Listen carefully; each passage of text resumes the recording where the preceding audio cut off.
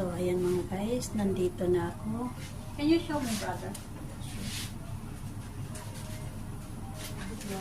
Oh, ayan na siya mga guys, nandito na ako. Ayan na yung aking necklace, 180 siya. So, titingnan natin kung makukuha natin siya ngayon. So, kailangan magsuot ako ng salamin kasi malabo na ang mata ni Lola. Hindi na nakakakita si Lola.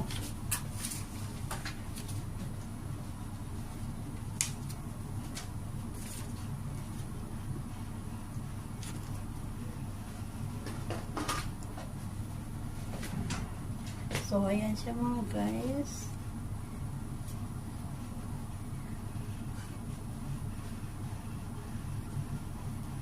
So, 22 carats siya.